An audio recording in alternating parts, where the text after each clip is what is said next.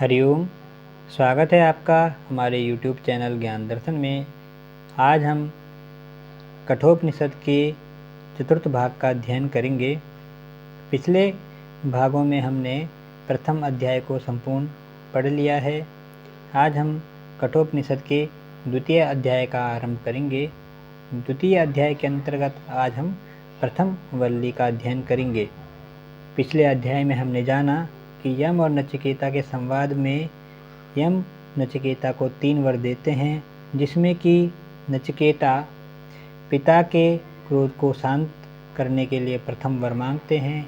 अग्नि विद्या जो कि स्वर्ग की साधनभूत है, द्वितीय वर के रूप में उसे मांगते हैं और आत्म तत्व का उपदेश अपने तीसरे वर के रूप में यम से मांगते हैं। और यम उन्हें तीनों वर प्रदान करते हैं। पिछले अध्याय में हमने पढ़ा छाया और धूप की भांति आत्मा और परमात्मा का तत्व हमने उसमें देखा। साथ ही हमने श्रेय मार्ग और प्रेय मार्ग पर भी चर्चा की। आज की वीडियो हम आरंभ करते हैं।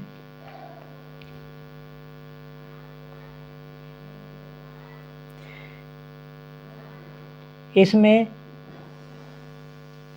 यम नचिकेता से कहते हैं कि स्वयंभू अर्थात स्वयं उत्पन्न होने वाले जो परमात्मा हैं, उन्होंने समस्त इंद्रिय द्वार बहिर्मुखी बनाए। अर्थात हमारे जितने भी इंद्रिय द्वार हैं वह कैसे बनाए?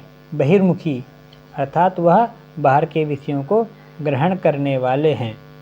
उन्होंने ऐसे बनाए हैं। अमरत्व की आकांक्षा से जिसने अपनी इंद्रियों पर संयम कर लिया वह अंतरात्मा को देख सकता है। अर्थात अंतरात्मा को जानने का केवल एक मार्ग है कि अपनी जो भी हमारे ज्ञान इंद्रियां हैं यह बहिर्मुखी हैं, इन्हें अंतर्मुखी कर व्यक्ति स्वयं का दर्शन कर सकता है। विवेकवान व्यक्ति अर्थात जिसके अंदर बुद्धि है, जो व्यक्ति नित्य और अनित्य का ज्ञान रखता है, ऐसा व्यक्ति बाल बुद्धि व्यक्तियों की भांति भोगों का अनुगमन नहीं करते। अर्थात वह सांसारिक भोगों में लिप्त नहीं होते। जिस चेतना के द्वारा मनुष्य इंद्रिय सुखों का अनुभव करता है, उसी के अनुग्रह से वह जानता है कि यहाँ क्या शेष है। यहाँ पर यम नचिकेता से कहते हैं कि हम जिन जिन इंद्रियों के द्वारा जो कुछ भी अनुभव करते हैं, देखना, सुनना, कहना आदि जो कुछ भी हम अनुभव करते हैं, उसी के अनुग्रह से हम जानते हैं कि यहाँ क्या शेष है। अर्थात अपनी इंद्रियों को जब हम अंतर्मुखी कर लेते हैं तो हमें धीरे धीरे अंतरात्मा का ज्ञान हो जाता है। यहाँ पर कहते हैं कि जागृत स्वप्न आदि में जिसके द्वारा वह दृश्यमान वस्तुओं को देखता है, उसे जानकर शोक नहीं करता। व्यक्ति जब जागृत अवस्था में होता है तब वह विभिन्न वस्तुओं को देखता है। उसी प्रकार वह स्वप्न आदि की अवस्था में भी विभिन्न वस्तुओं का अनुभव करता है, उन्हें वह देखता है। वह यह सब कैसे देखता है, वह किसकी प्रेरणा से देखने में सक्षम होता है, जिसके द्वारा वह यह सब देखने में सक्षम होता है, उसे जानकर अर्थात परमात्मा को जानकर व्यक्ति कभी भी शोक नहीं करता। विभिन्न उपाख्यानों के द्वारा यम नचिकेता को परमात्मा का रहस्य बताते हैं कि अदिति जो देव माता अदिति के नाम से जानी जाती हैं, वह सर्वप्रथम प्राणों सहित उत्पन्न हुई हैं। वह सभी की हृदय गुहा में निवास करती हैं। वह ब्रह्म है। यहाँ पर अदिति को प्राणों सहित उत्पन्न हुआ बताया गया है और हृदय गुहा में निहित यहाँ पर बताया है। वह ब्रह्म है क्योंकि वह प्राण आदि के साथ उत्पन्न हुई है। वह प्राणों के संयम से जानी जा सकती हैं। इस प्रकार से वह ब्रह्म है। जैसे स्त्रियों द्वारा गर्भ धारण किया जाता है, उसी प्रकार से जातवेदा अग्नि दो अरणियों के मध्य रहता है। जातवेदा अग्नि का एक रूप है जो संपूर्ण पदार्थों में विद्यमान रहता है। संसार में जितने भी पदार्थ हैं या कण हैं, उन सभी में जातवेदा अग्नि रहता है। उन सभी में जो भी अग्नि है उसका नाम जातवेदा है। वह प्रज्वलित होकर जब हवन करते हैं तो उससे पहले अरणि मंथन किया जाता है। अरणि में लकड़ी को घिसा जाता है जिससे कि अग्नि प्रज्वलित होती है, उससे हवन की अग्नि उत्पन्न होती है। तो वह प्रज्वलित होकर हवन करने युक्त सामग्रियों से युक्त पुरुषों द्वारा पूजनीय है, वही ब्रह्म है। अर्थात विभिन्न पदार्थों में जो जातवेदा अग्नि है वह जब प्रज्वलित होकर हवन करती है या हवन सामग्री से युक्त पुरुषों द्वारा वह पूजनीय होती है, तो वह ब्रह्म है। इस प्रकार से अदिति और जातवेदा अग्नि को ब्रह्म बताया गया है। सूर्य देव उदित होते हैं और जहाँ तक भी जाते हैं वहीं सभी देव शक्तियाँ हैं। उन्हें लांघने में कोई समर्थ नहीं है, वही ब्रह्म है। यहाँ पर यम सूर्यदेव को भी ब्रह्मरूप कहते हैं, क्योंकि सूर्य को जगतस्थ आत्मा कहा गया है। वेदों में भी जगत की आत्मा सूर्य को कहते हैं। आगे देखेंगे, जो सर्वप्रथम परमेश्वर को यह लोक और परलोक में अलग अलग रूपों में देखता है वह मृत्यु से मृत्यु को प्राप्त होता है।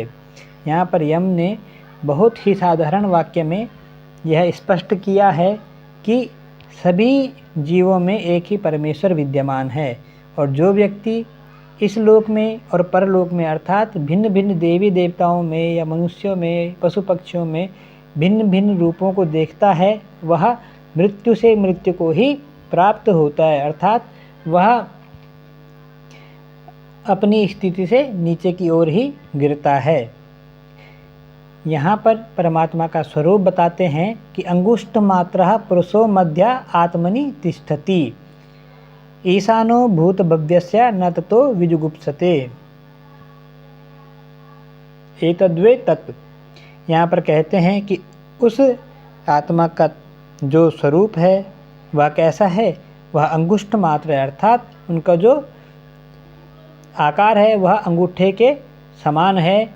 और पुरुषो मध्य आत्मनि तिष्ठति, वह कहाँ स्थित रहते हैं, हृदय में। उस आत्मा के मध्य आत्मनि तिष्ठति, परमात्मा रहते हैं। ईशानो भूत भव्यस्य न ततो विजुगुप्सति, विजुगुप्सते, अर्थात उन्हें जानने से व्यक्ति किसी की भी निंदा या किसी से भी घृणा नहीं करता, ऐसा वह परमेश्वर है। एतद्वे तत्, यहाँ पर कहा गया है कि वह परमात्मा भूत, भविष्य और वर्तमान तीनों कालों का शासक है। वह धुएं से रहित प्रखर ज्योति के समान है, अर्थात वह देदीप्यमान इस प्रकार की ज्योति के समान है जो कि धुएं आदि से रहित है।